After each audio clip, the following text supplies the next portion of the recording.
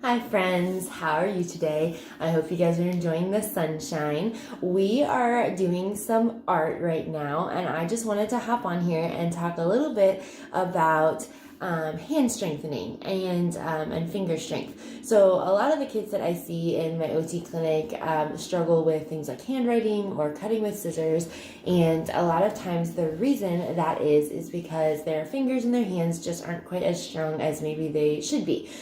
So there are a lot of ways to work on that, and they don't always have to be just sitting at a table and working on handwriting and scissors.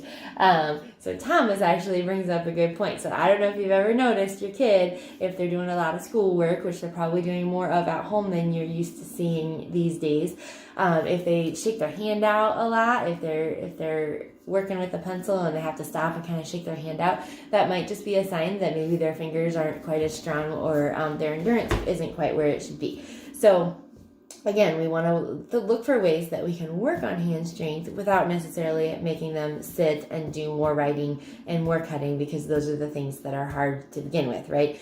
So Thomas here is doing an art project, and a lot of times arts and crafts are a great way to work on hand strengthening. So I know a lot of moms out there aren't necessarily crafty moms. I know arts and crafts is kind of an overwhelming thing for some people because it involves messes and lots of materials and things like that, but it doesn't have to be all that scary. So there's a lot of simple crafts you can do out there. So Thomas right here, I'm going to turn the camera a little bit. So Thomas is working on, it's going to be a salt painting project. So if you've never done salt painting before, you can look it up, a quick Google search, and it'll probably come up. But what we've done is, I don't know if you can see, but we have printed out a picture of a train, and Thomas is now tracing the train with glue from a glue bottle. So just the act of having to squeeze that glue bottle is working on his finger strength, and he's shaking his hands out a little bit because it's working them.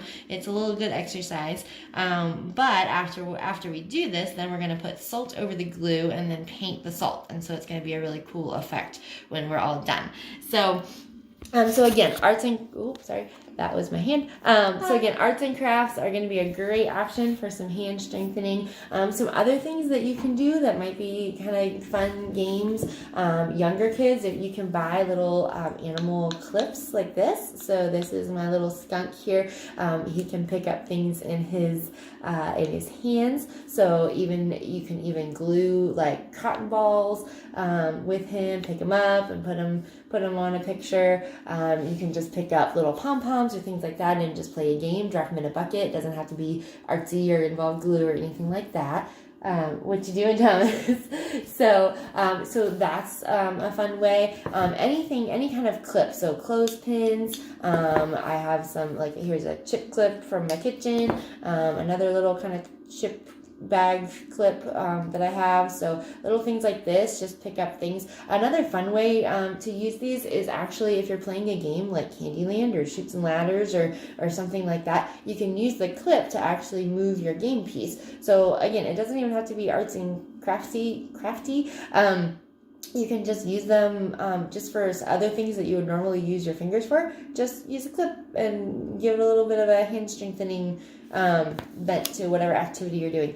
Another thing that I do a lot is use a hole punch. So this is a child hole punch, so it's a little easier to squeeze to punch a hole in like construction paper. And then what you can do is you take all the holes that you punched and make a little collage out of that. So you can pick them up off the table and make a little picture and use them to decorate or color a picture or something like that. It's really fun.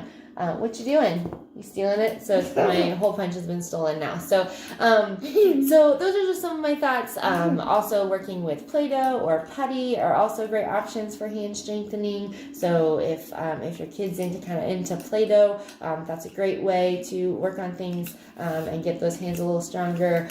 You can buy some harder putty that's a little harder than Play-Doh to stretch, and you can hide things in it and dig things out. So all kinds of different options. So I just wanted to highlight a few of my ideas, especially since Thomas was working on this project today. So any questions, leave them in the comments. Let me know your thoughts, and I would love to just answer any questions or give you any other ideas if you're looking for them. So I hope you enjoy the sunshine and have a great rest of your day. Thanks.